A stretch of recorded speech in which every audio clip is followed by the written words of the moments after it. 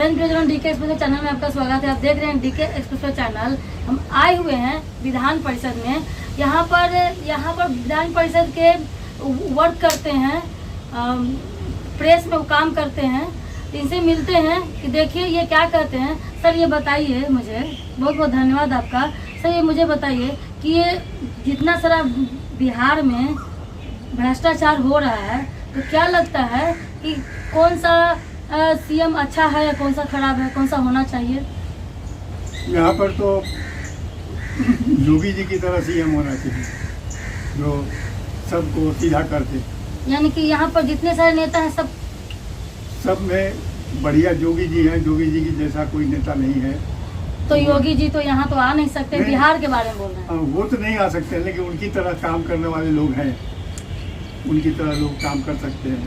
अगर मौका मिले तो अच्छा काम करके दिखा सकते हैं, परफॉर्मेंस अच्छा होगा, ये हमारा वादा रहे। अच्छा, तो यानी कि मतलब अगर कहने का मतलब ये है कि अगर आपको बिहार का सीएम घोषित कर दिया जाए, अगर जैसे मांझी जी को 9 महीना का दिया गया था, मौका दिया गया था करने कैसे क्या करते हैं, अगर आपको वही मांझी की तरह अगर आपको उसे मौका दिया जाए तो इस बिहार को, यहाँ तो देखते हैं स्टूडेंट बेरोजगारी को लेकर के मुद्दा उठाए हुए रहते हैं। टीचर को लेकर के बेरोजगारी है, कहीं कंपनी नहीं खुला हुआ है। तो इस पर आपको क्या बिहार को क्या सुधार करिएगा जब आपको सीएम बना दिया जाएगा? तो यदि हमको सीएम बना दिया जाए तो सबसे पहले तो हम यहाँ विधि व्यवस्था को ठीक करेंगे। विधि व्यवस्था बहुत गड़बड़ है यहाँ की। यहाँ ज़्यादातर अफसर और कर्मचारी बैठे हुए हैं, वो सब घूस के लिए काम करते हैं। घूस मिले तो काम करेगा, नहीं तो नहीं करेगा।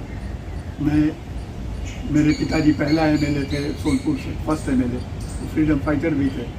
उन्होंने अपने लिए में जो भी काम किया, समाज के लिए काम किया।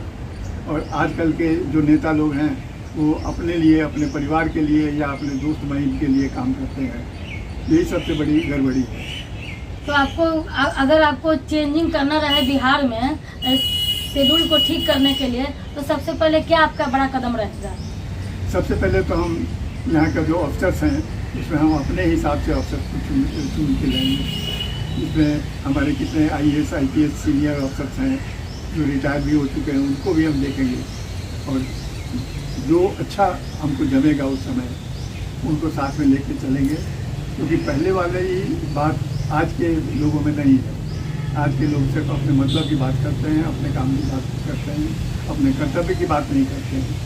तो बिहार के पब्लिक को आप क्या देना चाहते हैं? ये तो आपका सिस्टम अपना तैयार करिएगा, लेकिन बिहार के पब्लिक को, बिहार की जनता को क्या देना चाहेंगे? क्या सिस्टम, क्या चाहती है जनता बिहार की? जो यहाँ प्रवासी मजदूर दूर दूर से यहाँ लोग जाते हैं दूसरा जगह काम करने के लिए, हिंदी भाषा पर प्रहार किया जाता है। तमिलनाडु में जो प्रॉब्लम हुई थी, ऐसी कहीं भी जाते हैं तो बिहारी को गाली दिया जाता है। ऐसा न हो, इस तरह क्या करना चाहेंगे आप?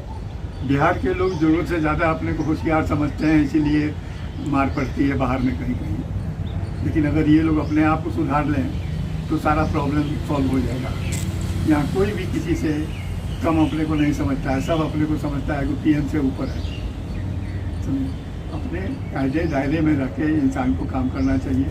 तो बिहार की जनता को हम ये क्वेश्चन यही है सर कि बिहार के जनता को अब क्या देना चाहिए? तो हो गया, आपका सिस्टम तैयार करिएगा, हर करप्ट को हटाइएगा, अपने तरीके से भर्ती कीजिएगा, लेकिन बिहार की जनता को क्या दीजिएगा? क्या बेरोजगार मरते रहेगी? बिहार की जनता को अमन शांति देंगे हम, ताकि वो लोग बढ़िया से काम कर सके। जहाँ गड़बड़ी होती है जिस स्थान पर, वहाँ विकास का काम एकदम नहीं होता है। तो क्या फैक्ट्री लगाएंगे? फैक्ट्री तो कहाँ तो बंद हो गई है। फैक्ट्री के बारे में आप बोल ही नहीं रहे हैं। नहीं, फैक्ट्री सिर्फ खाली अमन शांति चैन के बारे में बोल रहे हैं। अमन शांति के बाद ही तो सब कुछ होगा।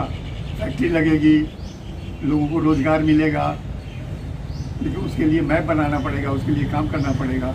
जब तक हम बिहार का अगर सीएम आप हैं तो क्या मार्केट में स्ट्रेटजी बना सकते हैं? क्या मार्केट में बना सकते हैं लोगों के लिए? मार्केट में सबसे पहले उनको सुविधा हम देंगे, आने जाने का, रहने का, ये सारी सुविधाएं हम उनको मुहैया कराएंगे। या कोई नीडी पर्सन हो उसकी मदद की जाए। और समाज में जो बुजुर्ग लोग हैं, बड़े बुजुर्ग लोग हैं, उनके लड़के उनको घर से बाहर निकाल दिया करते हैं, वो यतीम खाने में समझ लीजिए कि अपना जीवन काट रहे हैं। और ये सब व्यवस्था हो गई है, पहले कुछ व्यवस्था में सुधार लाना होगा। जब तक ये व्यवस्था में सुधार नहीं आएगा तब तक कुछ नहीं होने वाला है। अच्छा, ये देख रहे हैं कि दहेज प्रथा को लेकर के कितना बेटियों को जला दिया जाता है, प्रताड़ना कर दिया जाता है। तो दहेज प्रथा तो डॉरी सिस्टम तो खत्म कर दिया गया है, एक कानून किताब में तो खत्म कर गया, लेकिन जेन्युइन रूप से ये तो खत्म हुआ नहीं है हकीकत रूप से। लेकिन इस पे अगर आप बनते हैं अगर सीएम, तो इसका जेन्युइन हकीकत में कैसे क्या आप वर्क कर पाइएगा? तो हम पता करेंगे कि कौन लेता देता है, और जो दहेज लेगा उसको हम बढ़िया से सुधार देंगे। तो अगर दहेज लेगा और देगा करेगा तो आपको क्या लगता है कि आपको जान पाइएगा? हो सके कि बेटी कुंवारी रह जाएगी, नहीं लेन देन ना हो पाएगा। हमने अपनी शादी की थी तो 1 रुपया तिलक लिया था 1965 में। तो हम लोग सिद्धांतवादी लोग हैं, अपने सिद्धांत पर उस जमाने में आपने 1 रुपया लिया, तो अब के हिसाब से तो 10 लाख 20 लाख हो गया उस जमाने के हिसाब से। 1 लाख रुपया जो है 10-20 लाख तो नहीं होगा, लेकिन जो भी हो जो भी हो। तो लिया ना, आपने भी तो लिया। नहीं, हमने 1 रुपया लिया, वो नेक के लिए। अच्छा। तो होता है, वो पंडित जी ने कहा कि हाँ नेक के लिए 1 रुपया लिया गया, ऐसा कुछ नहीं था। तो तब आपके परिवार के बारे में कुछ पूछना चाहते हैं कि अपने बारे में कुछ बताइए जनता को।